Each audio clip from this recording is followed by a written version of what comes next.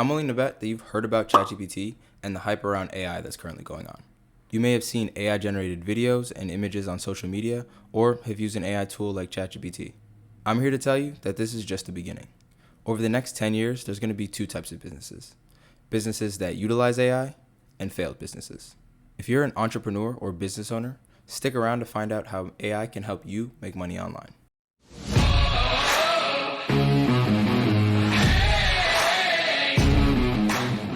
If you don't know who I am, my name's Daniel Hart, and I run my own AI automation agency. I make these videos to give a real, raw look into AI automation and entrepreneurship in general. Be sure to join my free Skool community down below to get access to all the resources I create in my YouTube videos, as well as to connect with other entrepreneurs using AI to help them make money online. If you like that kind of stuff, leave a like, subscribe, and comment down below because that helps out the channel and allows the videos to reach more people. So just wanted to give a quick business update from the past few weeks because it's been a few weeks since I've done one, I think. We haven't signed any new clients in our agency. We have been doing a lot of work with the clients that we currently have, but I'll get into that in a moment. We've been running some ads. We ran one ad campaign with 3 different ad sets, and we were just kind of doing testing, but I guess our funnel and our ad creatives weren't good enough, so we weren't really able to convert a lot of that traffic. We had a pretty good cost per click, but once they clicked and they got to the next page, they didn't really do anything, and I think it's because our funnel wasn't good enough, right? So again, right there, it's back to the drawing board, how we can improve that back-end system so that we can convert more traffic, convert more leads, and start getting more bookings on our calendar down the line. So going back to doing work for the customers that we currently do have, so we've been busy building analytics dashboards. So the way that we currently have analytics for our bot solutions is it lives in VoiceFlow, so the account that we kind of use to create the solutions. And the only way for the customers to get access to that would be for us to give them access to our VoiceFlow account, which we're definitely not going to do. So we built them a client-facing one, which basically pulls in the exact same information like total interactions, total users, all the conversations that the bot is having, the ability to update or change any knowledge base that the bot might be using, and so on and so forth, right? So it's very powerful, and it's a bit of an oversight on my part from not doing this before, because they kind of had to ask, hey, are there any analytics that I can get? Do you have any information on this, this, and this? And I had the information, but they didn't have it, right? So I don't know why. It's kind of a no-brainer that they should be able to see all their bot analytics and all the conversations that it's having and so on and so forth. But we just hadn't built that for them. So we got that squared away. We built that for them, and they seem to really enjoy it, right?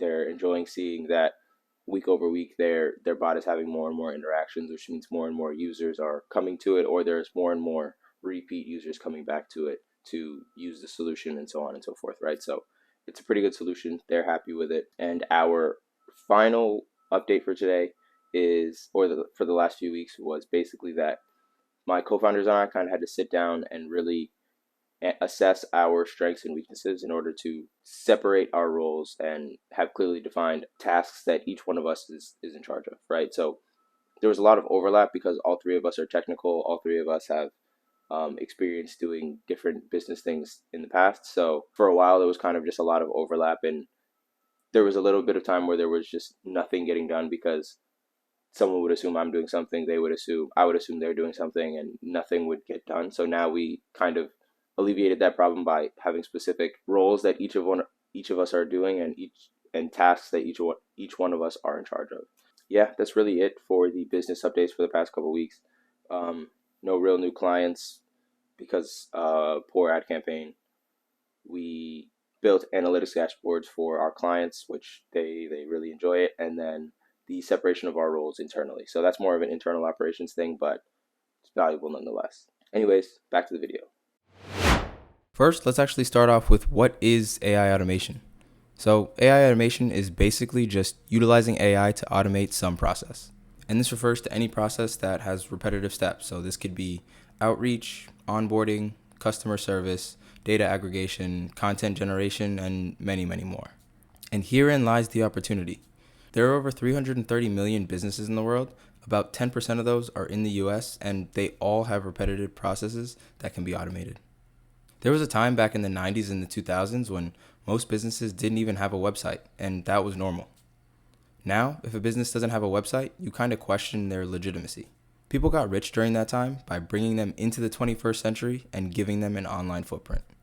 Websites allowed businesses to be discovered more by potential clients, which led to increased brand recognition and sales as a result. The same sort of thing is happening right now with AI. Most business owners are probably aware of AI, but they have no idea how they can utilize it in their own business to help them save time and, in turn, make more money. I've personally been in the AI automation space for the past 6 months now, and I've learned a lot in that time. I've interacted with probably hundreds of business owners / entrepreneurs, hearing about how they view AI, what solutions they're looking for, and what problems they're currently facing. The 4 use cases I hear the most are automated personal outreach, lead capturing, customer service, and appointment setting. For automated personal outreach, it's basically any way that the business has of contacting potential clients. So this could be cold emailing, cold DMing, or cold calling. So to automate solution like this, you can have, automated email campaigns, you can have auto missed call text back, you can have auto responders in your DMs, you can have even AI robocallers that do the cold calling from the lead list that you might have. There's plenty of ways to automate personal outreach using AI, and it's very valuable and very powerful for businesses. Now for lead capturing. It's basically the process of collecting and storing user information, that way businesses can retarget them later. For example, a e-commerce brand might have a lot of traction, a lot of traffic to their website, and they're not actually converting all that traffic, right? Just because people visit the website and they don't buy doesn't mean that they might not buy in the future.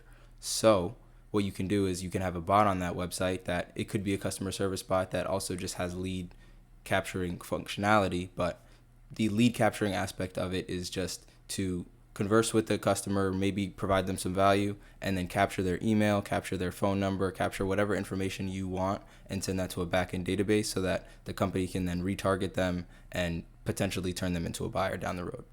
Now for customer service. Customer service really encapsulates any and every activity that goes on that helps your customer utilize your product or service better or have a better experience while using your product or service. So this could be FAQs, assistance with troubleshooting, or even help processing a return. And all of those things can be automated. If you have a simple knowledge base on the back end that has a list of your FAQs, you have a chatbot right there that can answer questions from your FAQs. In that same knowledge base, you can include troubleshooting information, you can include information on the correct way to process returns, or you can even have it passed directly to a human being if need be, because these solutions are more designed to capture 70 to 80% of all user queries, and anything that is the 10 to 15% on either side, so 20 to 30% total, that isn't really covered by the large umbrella of what the chatbot covers, can be sent to a human being so that they can, complete that transaction.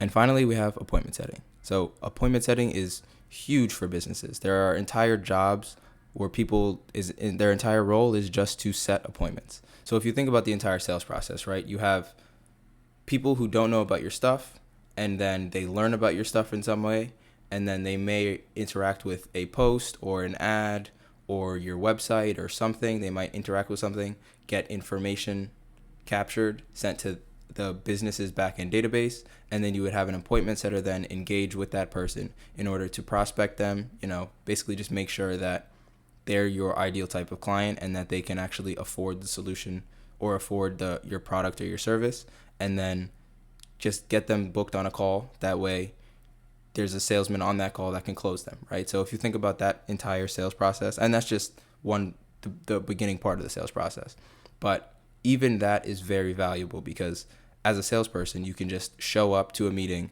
and know that the person that you're having a conversation with has already been prepped, is interested in the product, and it's an easy sell from that point. So appointment setting is very valuable for businesses and is very easy to automate. It kind of mixes in features from automated outreach, but then it also incorporates appointment booking and understanding what times are available on calendars, where you can fit people in and things like that, right? So it's not that difficult of a solution to deliver to your clients. Comment down below any use cases you think AI can solve. If you want to get started implementing any of these solutions in your business, click the link below to book a call with me and my team, and we'll help you get started. Remember to like the video, subscribe, and turn on the notification bell so you can be notified every time I upload a new video. Thanks for watching. See you guys in the next one.